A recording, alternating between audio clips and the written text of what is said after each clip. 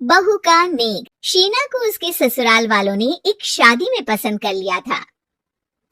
अरे वो लड़की तो बड़ी प्यारी है, मेरे बेटे अमन के लिए बात चलाओ ना। बस फिर क्या था, किसी रिश्तेदार के दखल से दोनों की शादी हो जाती है। लेकिन शीना की सास पारुल और उसकी देवरानी आसपास ही रहते थे। शादी के बाद शीना कहती है, सुनिए जी, ये चौका छूने की क्या रस्म होती है, जानते हैं क्या आप? अरे नहीं यार, हाँ पर मम्मी को चाची से बोलते सुना था कि आज तुमको किचन की जिम्मेदारी देंगे, तो वो लोग आ रहे हैं खाना खाने हमारे घर। हे भगवान, ये कैसी रस्म है? साड़ी पहनकर किचन में खाना बनाना, ये तो कंप्यूटर की कोड को डिकोड करने से भी ज्यादा मुश्किल काम है। अरे चिंता क्यों करती हो, माँ है ना, सब संभाल लेंगी, वो बहुत समझदार है। शीना को भी पति की बात ठीक लगती है। वहीं घर पर शीना की चाची सास, ससुर और उनकी बहू खाने पर पहुंचते हैं।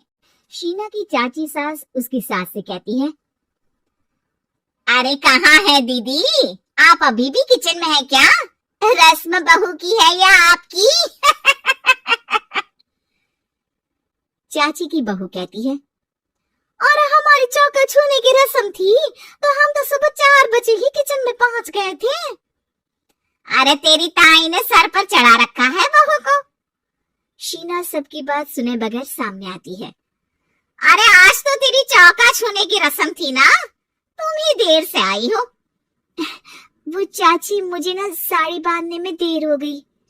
तो वक्त से उठा करो ना, पता है जब नई शादी है, रस्में होनी है, तो फिर थोड़ा कम आराम कर लोगी तो कुछ घट नहीं जाएगा। शीना की सास को बहुत बुरा लगता है कि चाची उसकी बहू से ऐसे बात कर रही है। अरे शीना, चलो किचन में, मैं तुम्हें समझा देती हूँ कि कैसे क्या करना है। देखो, मैंने सब बनाकर यहाँ रख दिया है, तुम्हें सिर्फ हलवा बनाना है, उसकी भी पूरी तैयारी कर दी है बेटा। बस किशमिश डालकर हलवा में मिलाकर लेकर आ जाना। बस फिर क्या था, एक एक कर शीना सारा खाना टेबल पर लगा देती है। अरे बहू ने इतना सब बना दिया, वाह जी वाह। तभी शीना बोल देती है, नहीं नहीं चाची, ये सब तो माँ ने बनाया है, मैंने तो सिर्फ इसे टेबल पर लगाया है। वो साड़ी पहनकर काम करना अभी थोड़ा मुश्किल होगा ना। चाची सास तो सुनकर मानो बेफर ही जाती है। ये क्या बात हुई दीदी, मैं जब शादी कर कर आई थी तो आप बड़ी थी, पर किचन में ना आप आई और ना माँ जी। हाँ, क्योंकि उस वक्त मैं बहू थी और मुझे सास के हिसाब से काम करना था, लेकिन अब मैं सास हूँ तो मैं बहू को वैसे ही बनाऊंगी ना जैसा कभी मैं बनना चाहती थी। खैर, चाची सास खाना खाकर वहां से चली जाती है। कुछ दिनों बाद, अरे शीना, ये क्या पहन रखा है? हे भगवान, इस परिवार में क्या हो रहा है? अरे क्या हुआ छोटी, इतना क्यों चिल्ला रही हो? इसने पहना क्या है? अरे दीदी, क्यों इतनी छूट दे रही हो? शीना जो कि सलवार सूट पहने खड़ी थी, चाची के गुस्से को देखते ही अंदर चली जाती है। देख छोटी, हम दोनों को आज की बहुओं से तुलना नहीं करनी चाहिए। वो दौर अलग था, आज का वक्त अलग है। देखिए दीदी, ये तो परंपरा है, हमारी सास ने हमें दी और आगे हमें अपनी बहुओं को देना है।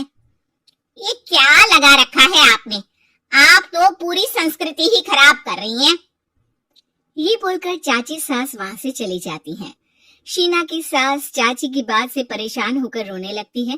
तभी उसका पति वहां आ जाता है। अरे क्या हुआ भाग्यवान, फिर तुम्हारी देवरानी तुमको ताने देकर चली गई है क्या? हाँ, पता नहीं मैं ठीक कर रही हूँ कि नहीं, पर मुझे तो बहू के सूट पहनने में कुछ गलत नहीं लगता। अरे लोगों की बहुएं तो न जाने क्या क्या पहनकर घूम रही हैं। मैं तो उसे भी बुरा नहीं मानती, ये क्या मेरी गलती है?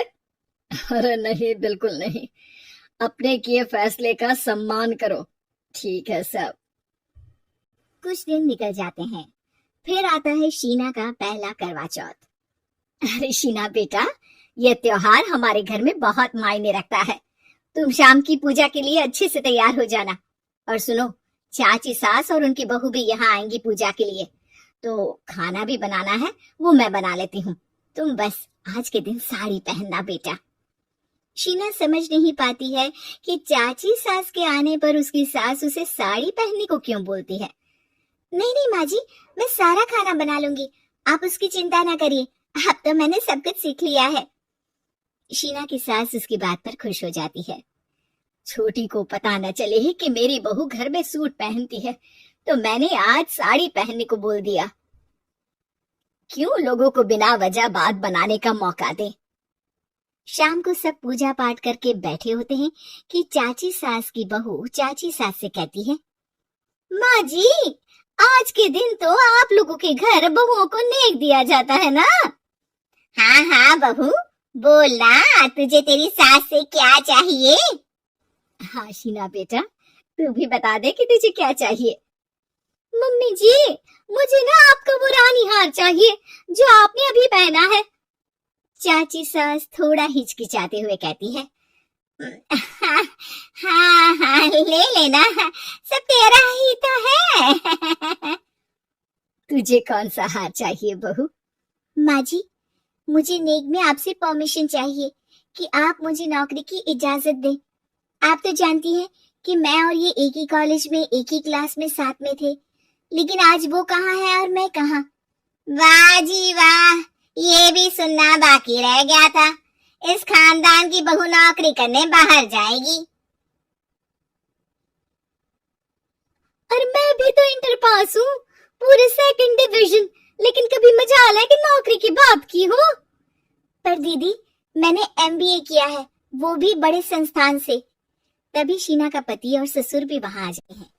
देखो बेटा, मैं वही सोच रहा था कि तुम नौकरी करने के लिए क्यों नहीं बोल रही हो। मुझे लगा शायद तुम नौकरी करना नहीं चाहती हो। नहीं पापा, वो तो हमेशा से ही कुछ नाम कमाना चाहती है। अपने माता पिता को भी इसने कहा था कि वो आप लोगों को अपनी तरह से समझ लेगी। सास को शांत देखकर शीना कहती है, मम्मी जी, मैं वादा करती हूँ, घर का सारा काम करके ही ऑफिस जाऊंगी। खाना पीना किसी भी चीज के लिए घर वालों को परेशानी नहीं होने दूंगी। वक्त से पहले उठूंगी और काम वाले को भी हटवा दूंगी। शीना की बात सुनकर सास हंस पड़ती है। अरे शीना, ये ज्यादा हो गया। हाँ? बिल्कुल काम करो बेटा, पढ़ी लिखी हो, नौकरी में अच्छा कर सकती हो। जरूर बेटा, दिया तुम्हें तुम्हारा नेग। हाँ, पुरानी परंपरा जरूरी नहीं कि अच्छी ही हो, कभी कभी बदलाव लाना भी जरूरी होता है, जिसे देर से ही सही लेकिन समाज अपना ही लेता है।